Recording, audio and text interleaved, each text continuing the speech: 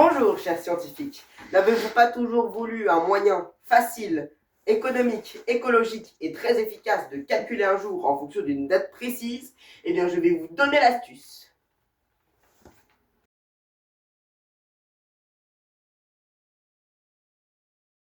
Il va falloir retenir plusieurs choses assez importantes pour la suite.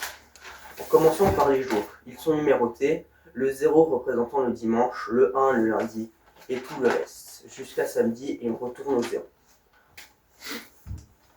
Puis, il y a les mois. Chaque mois a un Doomsday, à part un seul qu'on verra plus tard. Commençons par janvier. Janvier, son Doomsday, c'est 3 ou 4. J'ai une technique assez simple pour retenir. 3 fois sur 4, c'est 3. Donc, ça signifie que 3 fois sur 4, c'est 3. En fonction des années bissextiles. Si c'est une année bissextile, ce sera 4. Si ce n'est pas une année bissextile, ce sera 3. Puis, il y a février. Février, c'est 28 ou 29, aussi en fonction des années bissextiles. Puis, il y a mars. Mars n'a pas de Doomsday, car c'est le dernier jour de février. Donc, son chiffre sera 1, 0. Vous pouvez le retenir comme ça, c'est plus simple.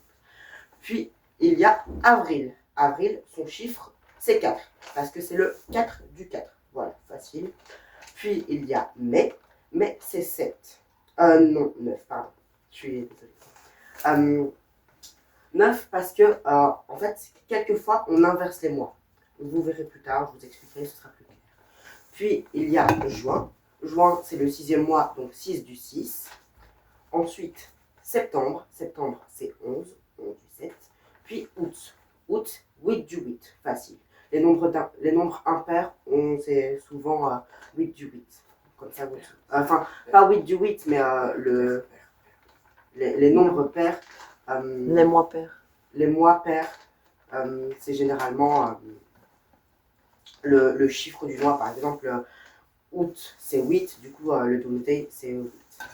Après, septembre. Septembre, ce sera 5.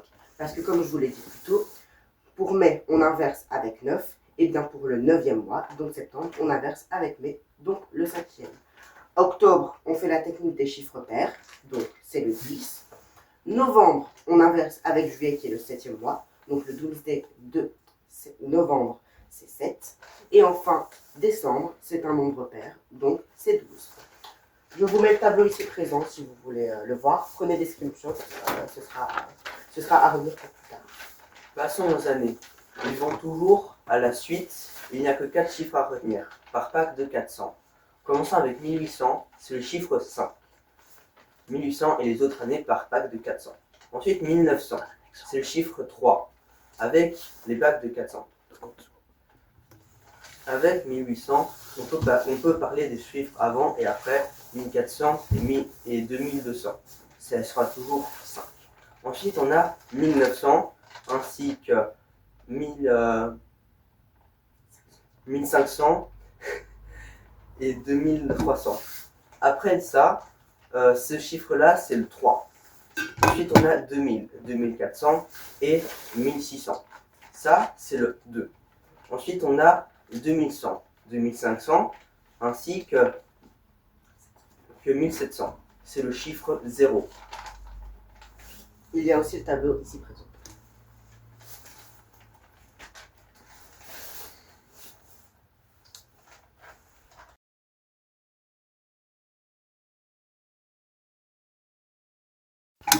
Maintenant que nous avons tous les éléments, nous pouvons commencer.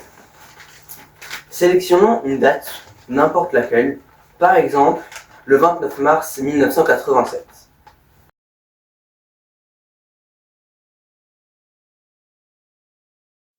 Pour l'étape 2, nous avons besoin de déterminer le siècle de la date choisie.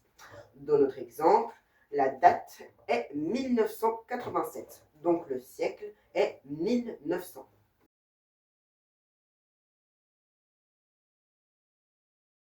Maintenant, quand nous avons le siècle, nous allons regarder quel numéro il s'agit. Il s'agit de 1900. Donc, on peut en déduire, avec, si vous avez retenu, que c'est le chiffre 3.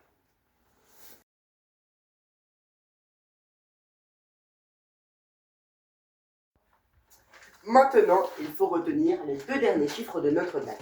En l'occurrence, pour notre exemple, c'est, puisque c'est 1987, il faut retenir le nombre 87.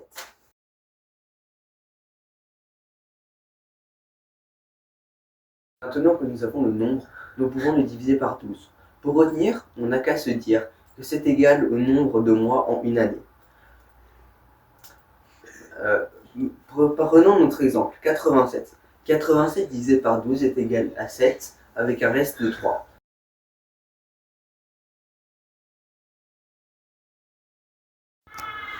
Maintenant, on va prendre notre reste et le diviser par 4. Pour retenir, vous vous dites qu'on va diviser par le nombre de saisons dans une année.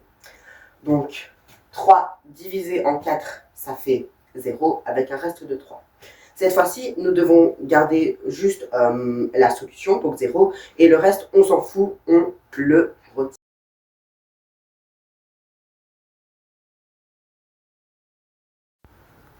Maintenant que nous avons tous les éléments nécessaires, nous pouvons faire un calcul simple. Nous prenons le chiffre 3 qui est attribué à l'année 1900. Nous prenons le reste et le résultat de la première division qui sont 7 et 3. Nous prenons aussi le résultat de la deuxième division qui est la dernière, qui est 0. Nous faisons l'addition de tous ces chiffres. Ça fait 3 plus 7 plus 0, plus 3 encore, pardon. Excusez-moi. Ça nous fait 13.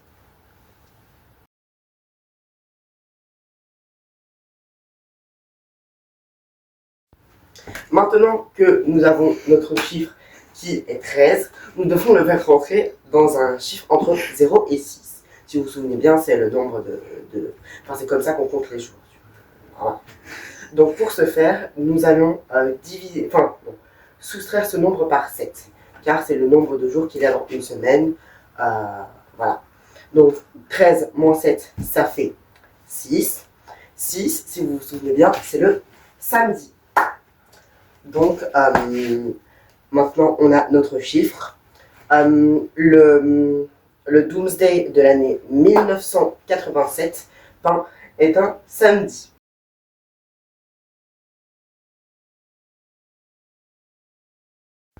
Petite précision, cela veut dire que tous les chiffres que nous avons vus plus tôt, donc les Doomsday, sont des samedis. Comme par exemple le 8 du 8, donc le 8 août 1987 sera un samedi. Pareil pour tous les autres Doomsday.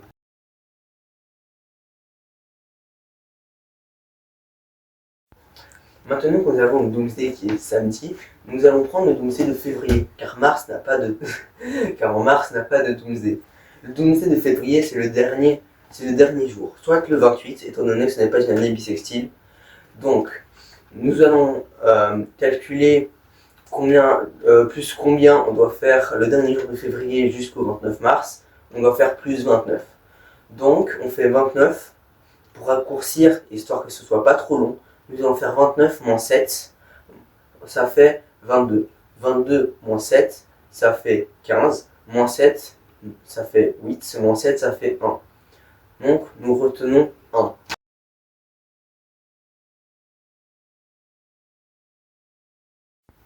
Maintenant que nous avons le chiffre 1, nous allons voir c'est combien de fois plus que le Doomsday, donc samedi. Donc, on va faire samedi plus 1, ce qui équivaut à dimanche. Et maintenant, nous avons toutes les étapes. Tiziano, je t'invite à venir avec moi. Nous savons désormais que le 29 mars 1987 était un dimanche. Ciao. Ah là là, le crayon. Générique-temps. C'est générique-teng. Générique-temps. C'est le générique-teng. Générique-temps. C'est le générique de TTV.